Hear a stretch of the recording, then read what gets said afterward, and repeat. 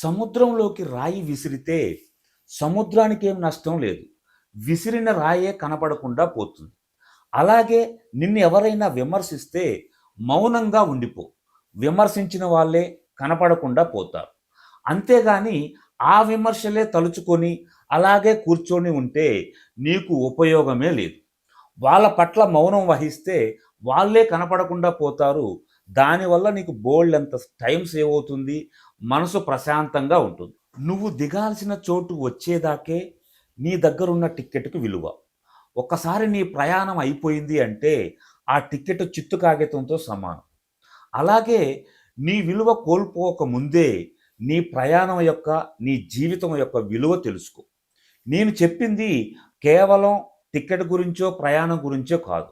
నీ జీవితానికి, నీ లైఫ్‌కి ఉన్న విలువేంటో తెలుసుకొని, దాన్ని గమనించి ముందుకు వెళ్తే నీ భవిష్యత్తు బాగుంటుంది. నలుగురిలో నీకు ఇమేజ్ పెరుగుతుంది. ఇవన్నీ ఆలోచించకుండా ఏదో నేను నలుగురిలో నారాయణలాగా తిరుగుతాను, గుంపులో గోవిందలు కొడతాను అంటే నీకు వాల్యూ ఉండదు, నీ కుటుంబానికి గౌరవం ఉండదు. ఒక్క మనిషి తప్ప ఈ సృష్టిలో ఏ జంతువు కానీ, ఏ ప్రాణి కానీ అడుక్కోదు. అడుక్కునే మనుషుల్ని మనం బిచ్చగాళ్ళు అంటాం. ఇక్కడ బిచ్చగాళ్ళు 2 రకాలు. లేని బిచ్చగాళ్ళు, ఉన్న బిచ్చగాళ్ళు. లేని బిచ్చగాళ్ళు అంటే ఆరోగ్యం సహకరించక, పరిస్థితి బాగోలేక, చేసే శక్తి లేక వాళ్ళు అడుక్కుంటూ ఉంటారు.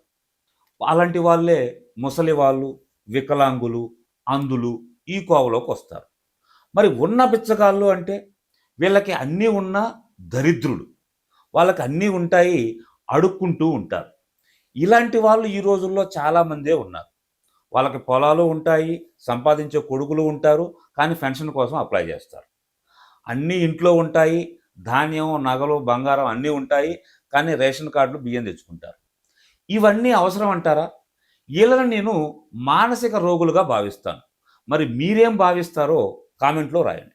ప్రేమ అంటే ముద్దులు, హగ్గులు, ఫోన్లో చాటింగ్లు, మాట్లాడుకోవడం కాదు.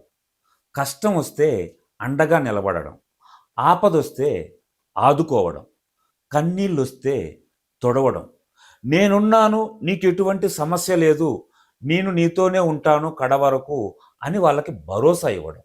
అంతేగాని నువ్వే వాళ్ళని కన్నీళ్ళల్లో ముంచి వెళ్ళిపోతే వాళ్ళు ఇంకెవరితో చెప్పుకుంటారు? వాళ్ళు నీతో ఉన్నారు, నీతో మాట్లాడుతున్నారు అంటే నిన్ను వాళ్ళు మనస్ఫూర్తిగా నమ్మారు అని. అలా నమ్మిన వాళ్ళని నువ్వు నట్టేట ముంచి వెళ్ళిపోవడం ఎప్పటికీ కరెక్ట్ కాదు.